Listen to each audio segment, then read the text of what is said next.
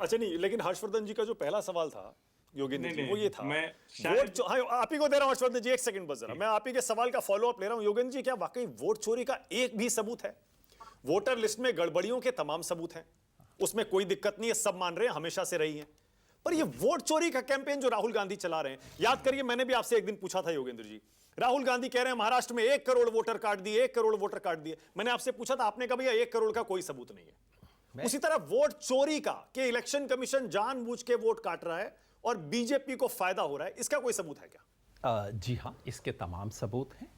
जो महाराष्ट्र में मैंने कहा था मेरे पास 57 लाख का आंकड़ा है, मेरे पास 1 करोड़ का आंकड़ा नहीं है। जो फैक्ट है मैं तो वही बोलूंगा।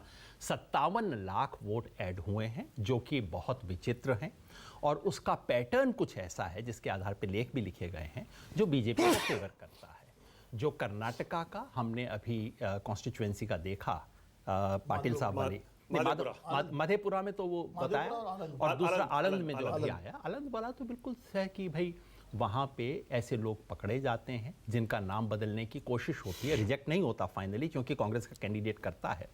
और वहाँ कर्नाटका की सीआईडी बार बार चुनाव आयोग को लिख रही है, चुनाव आयोग का अपना सीईओ चुनाव आयोग को लिख रहा है कि कृपया यह सूचना दीजिए, वो उसके ऊपर कुंडली मार के बैठे हुए हैं। कल जो सूचना, इससे पहले पालघाट वहाँ से पनवेल से सूचना आई थी, पनवेल वाली सूचना, एक असेंबली कॉन्स्टिट्यूएंसी में 75,000 फर्जी वोट, बिल्कुल, और वो चुनाव आयोग को चुनाव से पहले सूचना दी गई थी, बाद की बात मैं नहीं कर रहा हूँ। और कल जो आई है कुंदरकी की सूचना, कुंदरकी की जो एविडेंस आई है, कल स्क्रोल वालों ने छापी है, बिल्कुल मैं खुद आंकड़ों का विश्लेषण करता हूँ, इससे स्पष्ट एविडेंस हो नहीं सकता जितना स्पष्ट एविडेंस कुंदरकी के बारे में आया है। तो आप और मैं इस पे बहस कर सकते हैं कि कौन सी चीज़ पॉकेट मारी है, कौन सी चोरी है और कौन सी डकैती है, बिल्कुल इस पे बहस हो सकती है, पर सबूत हैं। लेकिन सबूत तो वोट चोरी के पब्लिक के सामने है भाई, सबूत कोई छुपे हुए थोड़ा। हर्षवर्धन जी क्या कह रहे थे, बोलिए हर्षवर्धन जी बोलिए। नहीं, मैं योगेंद्र भाई से यही बात कर रहा हूं, लगता है उन्होंने मेरी बात ठीक नहीं समझी। मैंने ये नहीं कहा कि 100 के ऊपर के या 25 के, मेरा सवाल ये है कि जब देश में हर राजनीतिक दल, हर राजनीतिक विश्लेषक, हर जागरूक नागरिक जानता है कि वोटर लिस्ट में गड़बड़ रहती रही है और अब उसको ठीक करने की कोशिश हो रही है, तो ये कौन सा एक तरीका है, कौन सा मॉड्यूल है, या और उसको कहें तो थोड़ा शायद वो शब्द किसी को ठीक न लगे, ये कौन सी टूल किट है जो उसको संदेह के घेरे में डालना चाहती, यानी इंटीग्रिटी ऑफ इलेक्शन कमीशन पर वो जानबूझकर सवाल खड़ा करती है। अगर चुनाव आयोग कुछ गड़बड़ कर रहा है तो वो एक चीज है, चुनाव आयोग गड़बड़ को ठीक करने की कोशिश कर रहा है और उसको आप गलत तरीके से प्रस्तुत कर रहे हैं, तो ये तो खतरनाक है ना सर।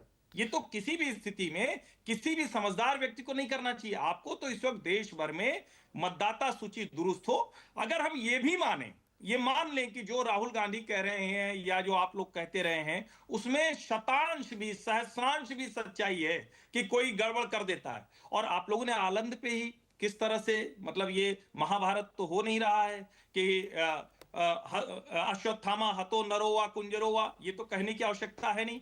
6018 वोट काटने की कोशिश हुई, 24 कटे ना भाई, चुनाव आयोग ने किया, फिर भी आप लोग चुनाव आयोग के घेरे में ले रहे हैं। ये कोई क्या है कि जब तक राहुल गांधी को सत्ता नहीं मिलेगी तब तक आप लोग इस तरह का प्रोपेगेंडा खड़ा करता रहेंगे, ऐसे नहीं लग रहा है? बहुत अच्छा हुआ। आमतौर पे क्या है, टीवी डिबेट में लोग ऐसी बात कह के चल निकलते हैं, आपने मौका दिया जवाब देने का, मैं शुक्र कहता। ये किसी का आरोप नहीं है, शायद आपको समय नहीं मिला राहुल गांधी की प्रेस कॉन्फ्रेंस खुद देखने का, या कम से कम मैंने जो बोला उस पे, ये आरोप किसी का है ही नहीं कि 6000 वोट आनंद में कट गए। आरोप क्या है समझ लीजिए, फिर उसके बाद जवाब दीजिए, एक बार और जवाब दे दीजिएगा।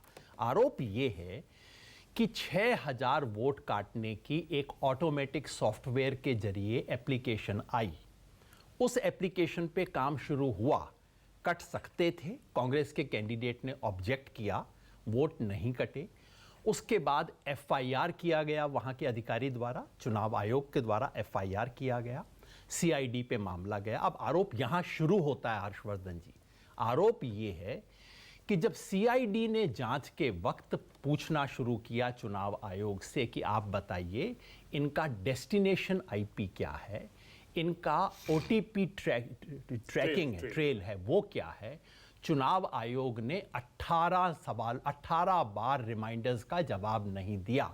आरोप कुल मिला के ये है कि चुनाव आयोग कुंडली मार के इस सूचना पे क्यों बैठा हुआ है। आरोप ये है ही नहीं कि 6000 वोट कटे, खामखा आप अपना समय क्यों बर्बाद कर रहे हैं इसका जवाब देने में। दूसरी बात, आपने कहा चुनाव आयोग देश की वोटर लिस्ट का सुधार कर रहा है। आप शायद मेरी बात शुरू में सुन नहीं पाए। मैंने कहा कि वोटर लिस्ट में सुधार की आवश्यकता है। मैंने कहा कि इंटेंसिव रिवीजन में कुछ भी बुरा नहीं है, क्योंकि इंटेंसिव रिवीजन नामक शब्द इस देश के कानून में है, इसकी प्रक्रिया है। स्पेशल इंटेंसिव नामक शब्द इस देश के कानून में नहीं है। यदि है तो आप कृपया मुझे दिखा दीजिए। नाम को छोड़ दीजिए, ये जो 3 विशेष चीजें इसमें स्पेशल इंटेंसिव में की गई हैं, नंबर 1 ओनर्स को वोटर पे ट्रांसफर करना, एन्यूमरेशन फॉर्म। नंबर 2 सभी लोगों से दस्तावेज मांगना। नंबर 3 ऐसे दस्तावेज मांगना जो कि लोगों के पास है नहीं। ये इस देश के इतिहास में पहली बार हो रहा है और ये तीनों का मैं विरोध करता हूं। अगर मैं झूठ बोल रहा हूं तो कृपया सब दर्शकों के सामने अभी बता दीजिए। योगेंद्र, ये जो आप कह रहे हैं ना कि वोटर डिलीट कर दिए गए, काट दिए गए, ये कोई नहीं कह रहा है। योगेंद्र जी, हमने भी राहुल गांधी की पूरी प्रेस कॉन्फ्रेंस सुनी, उसमें उन्होंने साफ साफ कहा वोटर काट दिए गए, वोटर डिलीट कर दिए गए। उसके बाद से कांग्रेस पार्टी लगातार बार बार, सारे प्रवक्ता कह रहे हैं, सारे नेता कह रहे हैं काट दिए, काट दिए। कोई नहीं कह रहा काटने की कोशिश हुई, सब कह रहे हैं काट दिए। देखिए, काटे नहीं है। कांग्रेस के प्रवक्ता को आप अलग से बुला लीजिए। नहीं, राहुल गांधी तक ने कहा। मैंने चूंकि इसके ऊपर वीडियो किया है, मैं तो अपनी बात का जवाब दूंगा क्योंकि मेरे दोस्त को बहुत टूल किट की चिंता है। तो मैं अपनी बात बता रहा हूं। मैंने वीडियो इसके ऊपर किया है, मेरा वीडियो पब्लिक डोमेन में है और आप उसको देख लीजिए। क्योंकि मैं जानता हूं, मैं कैंडिडेट से बात की है, मैंने BR पाटिल उनसे बात की है। ठीक है, और सारी की शुरुआत ही इसलिए हुई कि वो पकड़ा गया था समय से, चुनाव से पहले पकड़ा गया, कांग्रेस का डेलीगेशन वहां गया था। सारा खेलिश उससे पहले तो अदरवाइज खेल ही सामने नहीं आता। ओके, सतीश के सिंह, अगला सवाल सतीश के सिंह को दे रहा हूं मैं, उसके बाद स्टूडियो में एक लाइन जोड़ दूं सिर्फ। ले बोलिए हर्षी बोलिए। एक लाइन सिर्फ जोड़ दूं। देखिए, आप योगेन भाई जो कह रहे हैं, चूंकि बहुत विद्वान समझदार व्यक्ति हैं और ज्यादा विद्वान समझदार वो कुछ भी कर सकता है। जैसे उदाहरण के लिए इन्होंने कहा कि मैंने राहुल गांधी की प्रेस कॉन्फ्रेंस नहीं सुनी। मुझे तो लग रहा है योगेन जी ने ही प्रेस कॉन्फ्रेंस उनकी नहीं सुनी, क्योंकि हम तो राहुल जी को गंभीरता से लेंगे क्योंकि वो नेता प्रतिपक्ष है। सवाल यह है कि वो राहुल गांधी जिन्होंने महाराष्ट्र से सब कुछ शुरू किया था, अब महाराष्ट्र से क्यों नहीं करते? क्यों? क्योंकि सरकार न होने की वजह से CID को मैनिपुलेट नहीं किया जा सकता है। सर, देश को इस तरह से, जिस तरह की शैली में एक साजिश टाइप की करने की कोशिश हो रही, मैं फिर कह रहा हूं, वोटर लिस्ट में ढेर सारी खामियां थी, हैं और आगे भी हो सकती हैं। उसी को दुरुस्त करने के लिए चुनाव आयोग के साथ हर राजनीतिक दल, हर व्यक्ति को जुड़ना चाहिए। लेकिन वो करने के बजाय